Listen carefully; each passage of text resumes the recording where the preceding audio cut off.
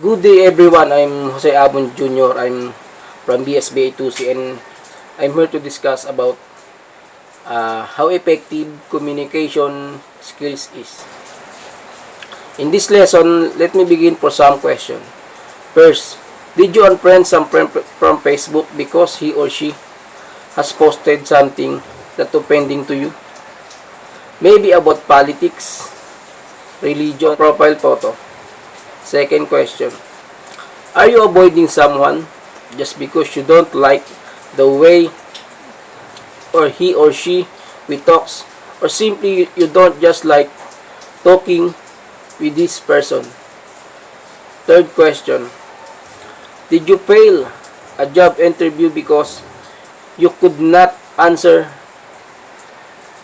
the question properly and completely? Did you feel frustrated because you know that you have skill for that job and you could get that job because of poor communication skills? And lastly, do you have a broken relationship because you have a bad conversation and lack of communication? If your answer is yes, this video is for you. Effective communication is not only about talking. It also requires listening, which is ability to understand and interpret the other person. And there should be a balance between two. This is the most valuable skill that we should learn in life. And how can achieve it? Watch and learn.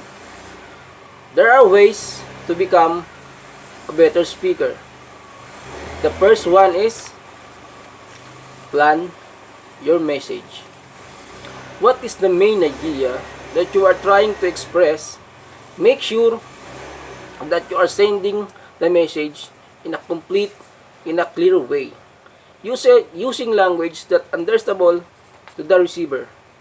Remember that the complete of message is essential to the quality of communication process in general. The next one is be considerate. Let the person talk. Share he or she is feeling or opinion of the topic of the conversation.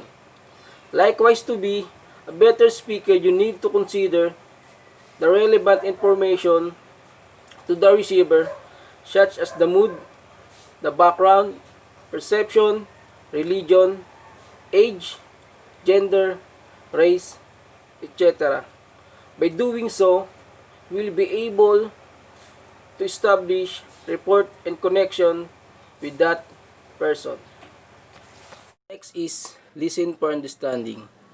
If you not fully understand the point of information, it's much better to ask question for clarification. Do not embarrass or shy to doing it. This is much better so you can avoid misunderstanding and misinterpreting ideas. Another way is question skillfully. Use open-ended question to get the speaker more involved of the conversation. Remember that the open-ended question is not answerable by yes or no. So you can ask question like, how do you feel about it? Or let him more explain by tell him about it. In this way, you are telling the speaker that you care about her opinion and you value and what he or she going to say about it. And lastly, wait for the speaker to finish and do not interrupt. In some cases, you get something might get too excited to react or respond during the conversation. Maybe because the topic is interesting or shocking, but not is good to interrupt the speaker. So let him finish first before you deliver the response. In this way, you can ensure effective communication. As I mentioned, listening is one of the requirements for effective communication. Listening is the one neglected macro skills. Good ability in listening must having a competency to comprehend or understand of information during the communication process. Here are some ways to become a better listener. The first one is eliminate distraction. If you find difficult a concentrate of a conversation because noisy environment or something is bothering you, much better to reschedule the conversation in another time. The next one is make time to listen. I have this perception most people come to us to talk because they are in a hurry. If you are in a hurry or busy in doing something, let him know to schedule the conversation. The third is practice reflective listening. You can practice it by saying expression. If I understand you correctly, in this way, you are giving chance to the speaker to clarify a pointer information and ensure both of you are the same page. Speak clearly. Do not mumble and talk in the opposite direction of the listener. Clearness also means the use of simple and specific words that the listener might understand. So do not try to impress other person by using the highlighting words or idiomatic expression in slang if you think he or she might be able to understand. The next one is stay focused on the conversation.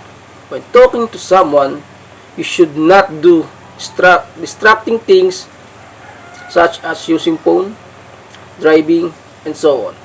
This can be distracting and will your partner will not understand each other.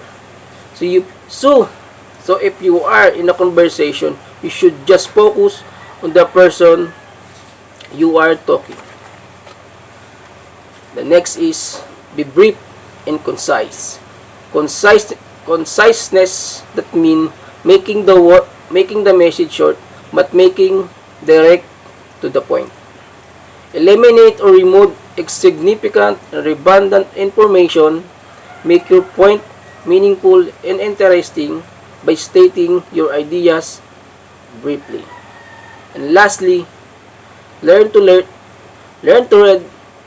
read the listener. Be mindful of the nonverbal signal from the listener, such as the facial expression, gesture, or posture. If the person is unattentive and comfortable, it is not the perfect time to be carrying on a conversation. In this happen, you recommend the conversation in another time. Those are the way to become a better communicator. I hope this video would be an eye-opener for you to more aware and mindful of the way you talk people around you. And I'm expecting you to change instantly by day, gradually, little by little. I hope that you will strive to effective communicator as you grow as a person. But before I end this, I would like to give the message from Pope Francis on communication. He said, communication means sharing demands listening and acceptance. Listening is much more than simply hearing. Hearing is about receiving information, while listening is about communication and calls for closeness. Listening allows us to get things right and not simply to be passive onlookers, user, or consumer.